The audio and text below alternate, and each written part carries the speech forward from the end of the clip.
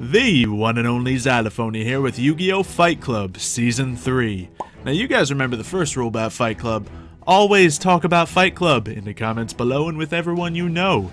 This season's going to be a little bit different. We haven't randomized typings for the decks. We have randomized this in a whole different way. This started off as a nice adventure. You know what, guys? Just choose whatever kind of deck you want to use this season. Whatever competitive deck, and we'll mark it down. So, I chose dinosaurs. Dinosaurs are fun. You got the Ultimate Conductor Tyranno, Lost World. It can be an insane deck, and I can make this deck even better for Fight Club. And then what we did is we randomized those lists of decks. So, instead of using Comp Dinosaur, someone else is going to be using a dinosaur deck. I get to use Gem Knights. That's right, Gem Knights. So Gem Knights fortunately do have some support with the new Link format, which Fight Club will be participating with. So we have Gem Knight Phantom Core, who's going to kind of be leading the charge. But there's a lot of crazy stuff we can do with Gem Knights. After a lot of testing and experimentation, I'm not very confident with it. But, that being said, I wasn't confident last season, was I? And, spoiler alert, I won. And it wasn't luck-based, totally not luck-based. Anyway, so we have ourselves a Gem Knight deck. Now, I am not a Gem Knight master. I don't think I've touched Gem Knights like twice before this. Period. So this could probably be much better, but I have like two tentative decks that I'm messing around with. I tried to do my research, but you guys in the comments will be able to tell me a lot more. So the whole idea around these Gem Knights is we got the power of Lady Brilliant Diamond and Master Diamond. Lady Brilliant Diamond, once I have Phantom Core out, can just for free summon a Master Diamond. Well, not for free, I still gotta use stuff, but it's all renewable. I manage stuff in the graveyard, I manage stuff out of play even. Like, I use banished stuff to bring guys out sometimes. I think that's specifically for Lady Brilliant Diamond, or that might be Future Brilliant Fusion's effect. It's one of those two, and they have that kind of effect. So I can fusion summon all day. Obviously, with Link format, I can't unlimited fusion summon, otherwise things could get really messy. However, the Link card I'm given, Gem Knight Phantom Core, is very good, so I can definitely not be too upset by this. This lets me get more of the Gem Knight cards to my hand, and it lets me, you know, summon one of these guys just by paying 1,000 life points. So I can dig it. I can dig it. Just a couple ideas for the deck we have. We're running mostly Lapis and Garnet. Garnet, of course, can help me bring out just, well, a lot of things. I don't know, Garnet's just a tough if I ever need an attack mode on the field. And then Lapis is good for bringing out this one. Now, Lapis Lazuli is all about that burn damage. If I can summon a massive amount of monsters to the field, or if my opponent has a lot of monsters on the field, this one does effect damage well, it does 500 damage for every special summon monster on the field. So it can add up to a lot. Obviously, if both fields were packed to the brim with 6 monsters aside, then I would deal 6,000 life points of damage. That kind of thing doesn't happen, but I can easily get 4 on my side, so that's 2,000, and I can use the effect more than once if this thing can stay alive. But there's other strategies, because the effect of Gem Knight Master Diamond, I can copy that effect and just run it again. So now we're talking 4,000 damage in that particular scenario. But if my opponent has monsters, that's more damage. If I can summon more than just a generic 4 monsters, that's more damage. There's a lot of potential that I can make happen. But I think this is going to be the trickiest deck I might have ever run. Because Dark Magicians, first season, very easy. My Sea Serpents from the second season, slow start. I had to learn a couple combos and get everything working, but very easy. Not very easy. Medium difficulty. This one's going to be insanely difficult because it is extremely combo heavy.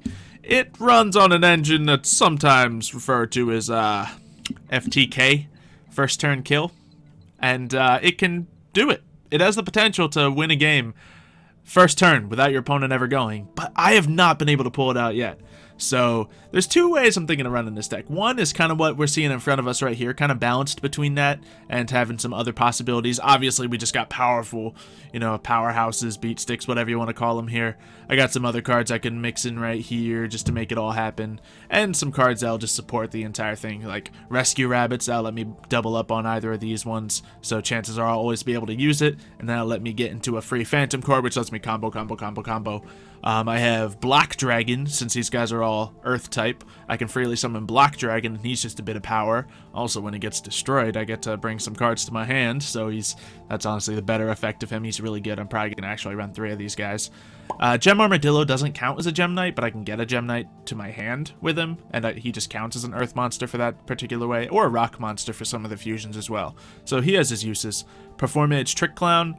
This is more so for the Link stuff. I might take this guy out, but he can, like, you know, be used to summon a Link thing, then come right back and be used again. So it's always fun for a combo. And then, of course, we just got more Gem Knights. This Obsidian is sick because he can let me get something to my hand. This Lazuli is great because she can get something to my hand. And then we got some classic Ghost Ogre Joyous Spring nonsense, just hand traps going in. Crystal Rose, I can essentially turn into a Gem Knight. It's like a Prisma sort of thing, except it's already a rock monster in case I need to use it for that. And then I got some spell cards, such as Gem Knight Fusion, the main card of the deck that lets me fusion over and over and over again. Brilliant Fusion, I can fusion out of nothing. And then Absorb Fusion, I can fusion and get a card to my hand.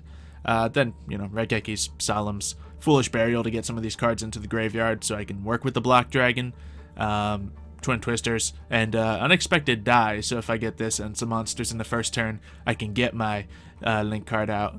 On this extra deck here, we got some of these cards, just like stuff that I'll summon with Gem Knight nonsense. If I get the Seraphonite out there, I can do an extra normal summon if I don't have one of the Unexpected Dies or another way to summon. But I also got some Link monsters in here. I don't know what this is in here for. I'll figure out something. I think I was just looking at it. And yeah, then there's some other options in here that we're going to look into. But I also want to show you my other creation, which is Dirty. This one has Grinder Golems. Now, I don't feel good about using Grinder Golems, because Grinder Golems are stupid. They're really good, but they're stupid. This runs a much more Link-heavy setup, and this picture's wrong. But this is all about, well, it's still mostly about the Gem Knights and what I talked about before, but it also gets Grinder Golem out there, which lets you get double Firewall Dragon out there.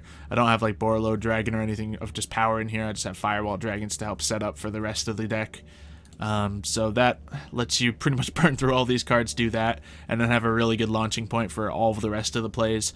But it's also a lot more limited on stuff. You can see it only has, what, 6 Gem Knight monsters. They got the 2 Lazulis and 2 Master Diamonds, so I can do that burn damage nonsense. Then the other guys are just sometimes. Well, I kind of use them for that. And then I got these guys sitting here, but they're probably never going to see it if I run a deck like this. So there's 2 main ways I could do this. One, I could run this kind of deck and really bank on getting the setup to just completely flatten my opponent in 1 or 2 turns. Or I could run the original deck and be a little more versatile. So if they, you know, counter me one time, I can be like, okay, I'll bounce back from that, but be much less scary and much less likely to win quickly. So I need to make a decision on that, because I thought about it, and the scariest decks in Yu-Gi-Oh! Were never the ones that won, at least in Fight Club. Because, like, all the OTKs and, like, really fast, powerful ones that, you know, started pulling out crazy things, they're not the scariest. They're not the most winning. I found that, or at least the decks I ran, were defensive, kind of like slow-paced. They wait till your opponent makes a move, then they strike.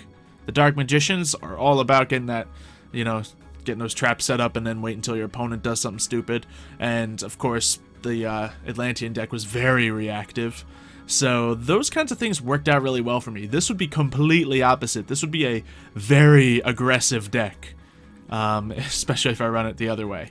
So I'm going to need to figure out what I want to do. But give me all kinds of Gem Knight suggestions, any sort of competitive suggestions, because as you can see, we are not limited to certain typings. I have mostly rock monsters, sure, but I also have, like, your Ghost Ogres in here. The side deck is going to be, you know, more Ghost Ogres and stuff, so I can throw those in when I need them.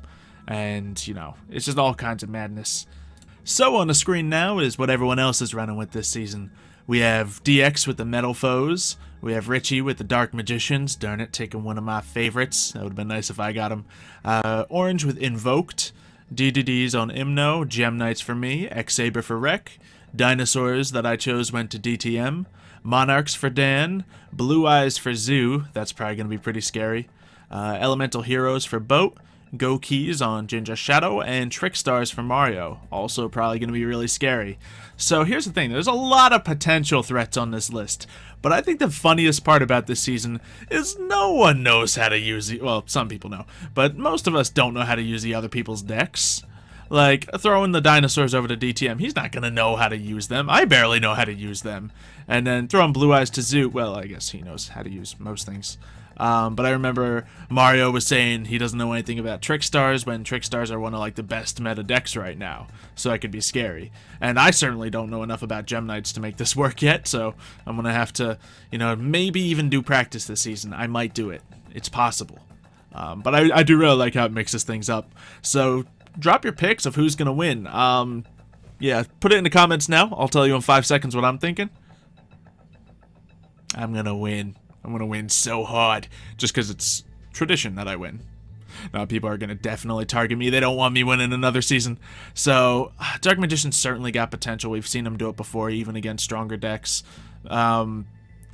Let's see. Mario's good, so Trick Stars are good. I don't know if Zoo's going to do it with the Blue Eyes. Blue Eyes are terrifying, but everyone knows Blue Eyes. They know how to fight Blue Eyes. So, I don't know if that is... It's probably going to be a top 4, but I don't know if he's going to win with that. And aside from that... Yeah, those are going to be some threats, but really all these are good decks, and if people, you know, do the practice, put the work in, then any of them can be serious. You know, I can even be a big threat with the Gem Knights. I think if I can learn how to use these appropriately, then there's a lot of potential in these Gem Knights, but we'll find out. Anyway, thank you guys for watching this. We're going to get into the first battle next week, and I'm going to spoil it right now. We're going up against Dan and his Monarchs, so I'm pretty sure he doesn't know anything about Monarchs. Much like I didn't know anything about Gem Knights, so this will be fun. If you got any tips on what I should throw in my deck, make sure to put those in the comments below as well. And if you want to check out everyone else's videos, 1, that's cool because they're my friends. You should check out their videos. And 2, spy on them. Tell me what I need to counter and what I should throw in my side deck, what I should throw in my deck, how I can beat them. More so side deck cards, just because I don't want the core of my deck to be built around countering anyone. But the side deck, I'm all about it. I'm all about it. Anyway... Leave a like on the video, hope you've enjoyed, always talk about Fight Club, and we'll see you next time.